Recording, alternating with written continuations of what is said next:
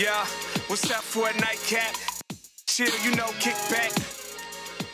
Welcome to the Nightcap. It's your girl, Carolina Sanchez, and it's International Women's Day, baby. So we are celebrating women around the world because we are amazing. We kick ass. And we've actually had some kick-ass women here on the Nightcap. So tonight we're actually gonna showcase some women and all of the advice they've given us and the great conversations that we've shared. But first, I actually went to a super Asian cocktail pop-up where there are two badass women who are behind the bar, and they share a little something with us. And the first person ever to introduce Japanese rice whiskey to the US.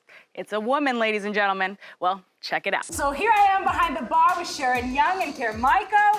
This place is amazing.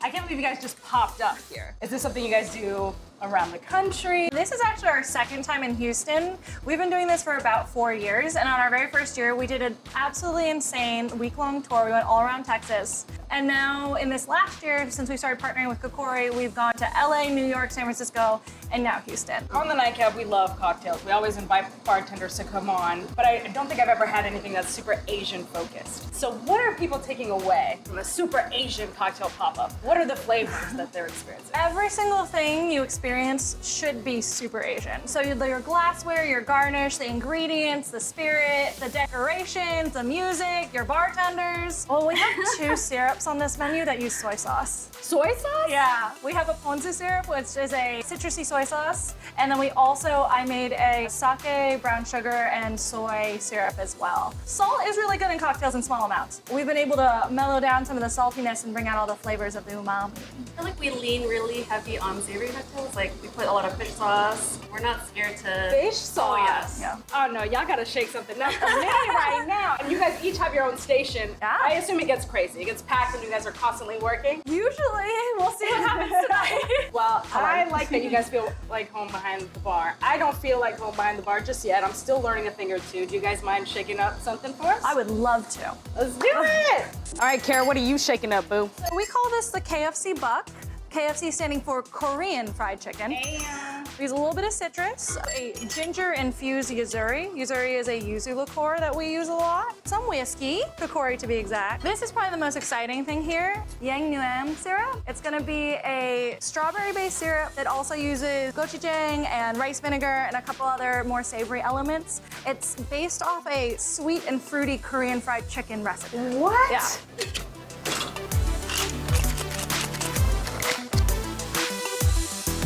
So the garnish on this one, it's called tenghulu. It's gonna be a Chinese dessert where you heat up sugar to the point where it like crystallizes, and then you dip the strawberry in it, and then that's dipped in sesame seeds, just like you put a little sesame seed on top of your fried chicken. What? That is beautiful. Would you like to try it? Absolutely. There you are. All right, so as far as this garnish, should I have it before, after, during? I would sip and then give it a little bite. Holy that's good. Is that magical? Oh my God. All right, so I'm gonna make a twin dragon sour. This cocktail is actually based on a cookie that I grew up eating. So I'm gonna start with egg white, which is also gonna contribute to a lot of body as well. So you're getting like a double whammy. And then I'm adding Asian citrus blend. It's a mixture of yuzu, lemon, orange juice, and mandarin. And then we have an almond cookie syrup. I basically use those cookies, turn it into a syrup. And then now we're gonna do the butter wash, Kikori. So we're gonna do a dry shake, which is essentially shaking with no ice just to agitate the cocktail. egg white? Yeah, you get it all nice and fluffy. Oh, wow. Such a milky color. Oh, yeah. We're gonna do Li Hing Angostura, infused Li Hing, which is like plum powder. Wow. We're gonna do 2 little lines up top, just a little almond sliver. It's gonna look exactly like the cookie. Oh, this looks better than the cookie. Oh, wow. That almond comes through. It's nutty. This is unlike anything you'll taste anywhere. I mean, the Asian flavors definitely come through. All right, now I'm in front of the bar with Anso Woods, who's actually behind Kikori Whiskey. Yes. Rice whiskey. Yes. This is your love letter to Japan. Correct, yes. Can you tell us a little bit more about it and why it's so special that you, as a woman, an Asian American, came up with this? I really wanted to encompass so many passions in my life, which is whiskeys, cocktails, the culture of Japan, and Hello Kitty. So I got 3 out of the 4 in this bottle. What makes it so special, it is, as you mentioned, made from Japanese rice. And so it's gonna have a different profile than maybe your typical whiskey. It's gonna be smooth, bright, floral, and work really well in cocktails. And for people who don't know the difference between an American whiskey or your typical whiskey and a Japanese whiskey, what is the main difference there? Typically, whiskey that you might find in your home or at the bar is gonna be made from corn, wheat, rye, barley, and rice is now a somewhat new and a bit of an innovative grain to use, so that's been exciting. And how important was it for you to be part of the Super Asian Cocktail This pop-up? is really one of the highlights of my year, doing these pop-ups with Care and Sharon. I am so grateful that I have found 2 other Asian American women who share common goals and missions. I needed to have a little taste of this myself, the Kikori Whiskey. Cheers and kanpai. Kanpai. Oh wow, that really coats your mouth. That is spectacular. Those 3 women sure know how to make a drink, baby. And listen, if you see a Kikori whiskey bottle anywhere, you better buy it and send me one too, okay? Well, coming up next, we're actually gonna have more advice from wonderful women who've been on this couch from life, business, and beyond. So stay right there.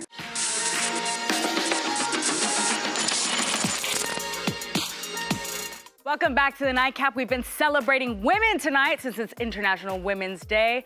And we've had some women here who have been aging gracefully, like fine wine. But it took them some years to actually feel comfortable in their skin and feel sexy. So here's what they had to say. How do you act 52? Because I'm just leading from my spirit, right? How I feel. I'm just embracing life. Yeah. Like, you know what I tell myself every morning? I wake up and I say, I will never be this young again. So live today to the fullest. Honey, your opinion of me is none of my business.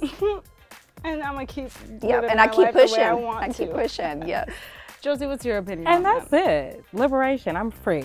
I'm free and I'm grown. And I do what I want. And so I don't necessarily get a lot of, I'm sure people have whispers. You know, I have a daughter who just turned 17, so she's on her way and moving up and out into the world. And I am still and have always chosen to live my life as I parent, as I work on my career, as I do all of those things. And I've just never understood how people connect an age to that. So most of the time people are like, oh my gosh, I just turned 46. Oh, I can't believe you're 46. So I get that. I'm sure they keep the whispers to themselves because they know they'll get a nice swift word in return. Yes. But yes, I'm just all about women doing what makes them feel good. I'm a pleasure activist is what I like to call it. Okay. You know, so I'm like, all that brings you pleasure, inside of the bedroom, outside of the bedroom, wherever, we should be fine-tuning that as we age, right? But I mean, I feel like the confidence comes with age, right? Because as we grow up, we're told, you know, once you hit 35, it's all downhill from there, basically, right? And so how was it for you guys to tune into that self-confidence, to be able to live your life as you choose? People constantly ask me for, Mama, can I see pictures of you when you were in high school? Can I see pictures of you when you were younger? Nope. Let me tell you why. Because I am at my best right now. And that's just the way God set it up. I did not blossom for whatever reason in my teens and my early, honey, I am at my best right now. Wow. I would say just like a fine wine. I mean, I am really at my best right now. Josie, what are your thoughts? When did you dive into yourself? Like, I feel the same way. I feel like I am at my best and my sexiest now. And I think that that's because I know myself the best now. Like, people always ask, oh, you know, returning to your 20s. I'm like, I would never want to be in my 20s again. Oh my God. Why not? It's a terrible time. I mean, because you don't know anything about yourself. You don't know anything about life. You're still trying to follow other people's leads. You know, I think that me now, I've done so much self-work that I am really, really comfortable in my skin. And that's what sexy is.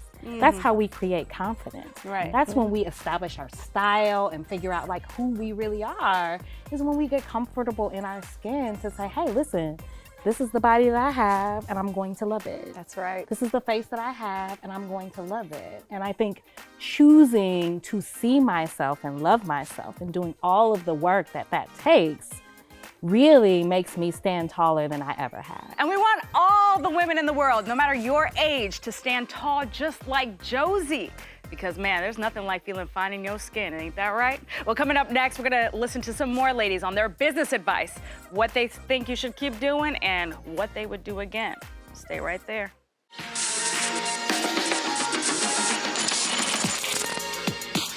Welcome back to the Nightcap. We've been showcasing the amazing women we've had on the pink couch, but we've also had our fair share of boss babes. We've had, you know, the founders, the CEOs, the business women who are killing it.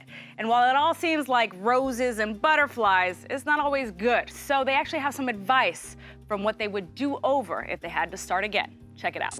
Definitely say for me, I would be cautious of who and how many people are on my team. How good I thought that was. I think that's so important. I had people on my team that didn't need to be placed there in the beginning. Learning and understanding your business and the scope of works first will drive who needs to be on the team. Who's your most important person? Who's the person that's going to be an asset and not, you know, someone a liability, right? So I think that was one of the things that kind of hurt me in initial phase. I would say if I could have done anything differently was get into the beauty industry a lot sooner. You're like, man, this girl should have been on a golf trip with me. When I got into the beauty industry, I was like, what took me? Why am I just now getting here? Because after I've seen what women were sacrificing and what we as women do to stay pretty and to, you know, I remember calling my nail lady like, listen, I don't have the COVID. Can you please do my nails? Like the extent that we go to as women to feel pretty and to feel, you know, this is what we do for ourselves. It's self-love. And not only that, but we spend the money on it. Absolutely. And you're like, damn, why am I not profiting off of this? So the only regret is not getting into the beauty industry sooner. Yeah. Jasmine? For me, I would say do your numbers. You know, when I first opened, I had this long list of inventory and, you know, looking at all these things that just look great, but it didn't fit in budget. You know, to really focus on budgeting, get a consultant, someone that can help you in your finance area to crunch your numbers. Right. What makes sense, you know, off of a bottle, how much can I make, right? I went in with my eyes closed and I know that's my magic. And that's how I work, and it works for me. But I wouldn't tell that for someone else, Gotcha. right? Yeah. So focusing on your numbers is really important. Have a business plan. Have a business plan. Even if you don't really, there's so many tools online that you can use that can actually help you create a business plan or what your budget is, you know, do that. I started off seeing the money and started pulling in friends. And my main mistake was to make sure that I was true to my plan and true to where I wanted myself to go. That I needed to succeed and put everything completely in a steady foundation before I was like, okay, sis, okay, bro, okay. You know, because I had 45 bartenders in 3 months here to where payroll was killing me and I wasn't seeing a revenue. So then when I had to cut ties respectfully based on performance value, it then was a big light in my face. Yeah. I realize that emotions in business don't really count. You gotta set But we're boundaries. working The emotions are keep the friends, emotions out. Set boundaries in emotions in business. There's no emotions in business, right? And you know, for me, I'm realizing there's a difference between being kind and nice. Naturally, I'm a kind person. Yeah. But once I begin to be nice, then I'm not being kind to myself because I'm being nice just to please you or just to do things. So and then I suffer. Yeah, until I suffer. So in business, and I don't know if it's because it's this liquor industry, but it really toughened my skin. Like, hey, it doesn't work for me. You know, I'm sorry, ma'am, if you ate all the shrimp on the plate, or you drank all the alcohol. They drink all the alcohol. You gotta pay for it. If you ate all the shrimp and you drank all the alcohol, you gotta pay for it, okay? I mean, these women learned all these things through trial and tribulations, and listen, they're sharing the struggle, so you learn a thing or two. We also had some women here who shared their advice for those who are starting out and really want to find that success, so check that out. I would just say don't give up, you know? Because women tend to be very emotional, which is honestly a good trait in every other scenario than trying to actually climb the ladder.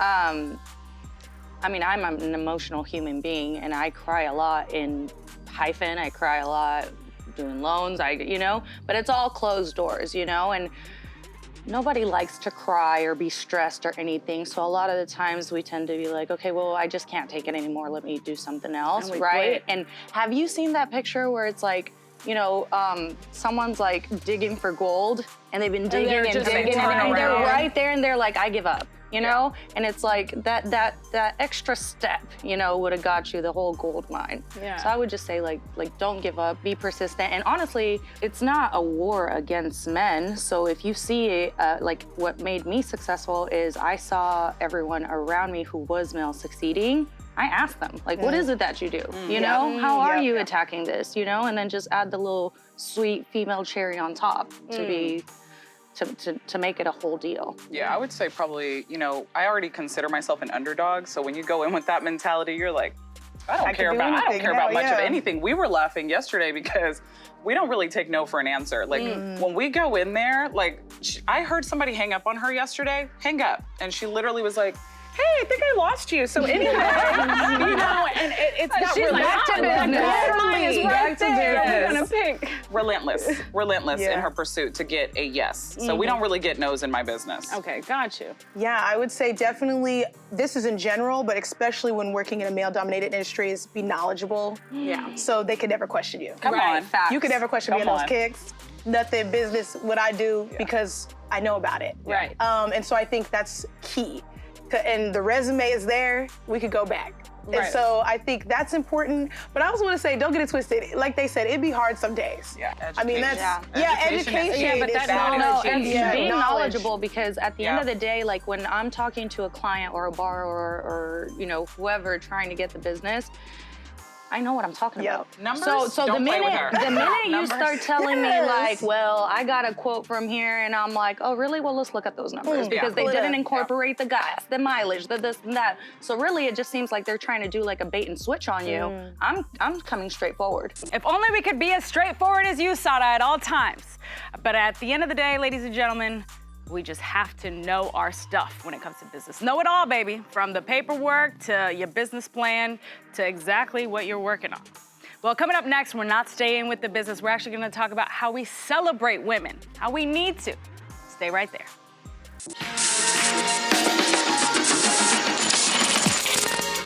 Welcome back. We've been celebrating International Women's Day here on the Nightcap by showcasing the different conversations that have been so insightful with women who have been here on the couch. And this next one isn't about business, it isn't about aging gracefully, but rather celebrating other women and supporting each other. Check it out. You know, we need to be taught that other girls aren't our competition. That you know? Everybody's beautiful. Exactly. Every shape, size, color, hair. That we're all beautiful. Like you said, it's no competition. We are beautiful. Yeah, and we should be building color, every shape, every titty. every titty. Every titty. No matter, perky titties, small titties, big, anything. Medium. Yeah, like we. Implants. Yeah, fake, real. I love ain't implants. fake if you can squeeze them. I love real them. To me. I do too. Same. I mean, but, boobs of all shapes and boobs, sizes. boobs are boobs. Yeah. So, you know, it's just, if we start early and we teach girls young to embrace other girls as a sisterhood, I think that's half the battle right there. Right. Yeah, respect your choices, but also your friend's choices. If your friend wants to get butt naked, that's their choice. If you don't, if you want to completely cover up, that's your choice. Neither one is bad, neither one is wrong. Yeah. Just don't try to police what I do with mine. I get policed all the time, though. Same, same. Stop policing people's bodies. Please don't police my body. I dress for me. I don't dress to get a man. I don't dress to impress you or you or you. I dress to impress myself. And that's good. That's to how feel it should good be. because at one point in time I thought I was ugly. I hated my body. Ugly so now where? that I'm right. Girl, so now that I'm she fine. Now that I'm accepting myself, this is for me. I dress sexy for me. I'm damn near naked for me. All the time. Why don't you put no clothes on? So because I probably won't look like this in 10 years. Why don't you mind your business? You never know. So I could say, girl, look at me. When I was, I can't say that word, when I was pooping on everybody, when I was stunting on them. Okay. I'm sorry, but when I'm 90, I want to be able to embarrass my great-grandkids and be like, look, here's my naked fine ass. I once. On the gram. I don't care. Looked better than you. Exactly. Listen, we all look good, ladies. We all look good at any age, any time, no matter the size, no matter the color, no matter the age, okay? You look good. I look good. All right, I just am so happy that we're able to celebrate women today, but we should be celebrating them every single day, right? Women, we create life. We're the reason we are here. So you should probably call your mama. Well, it's close to midnight, but call her anyway. She'll probably be happy you called. Give her a ring. And we want to say a special thank you to all the ladies who have ever been on the Nightcap. We appreciate you sharing your time with us and your stories, because it's always a good time. Am I right? All right, well, cheers to you. I hope you have a good night. And remember, always celebrate the women, not just today, every day, baby. Good night.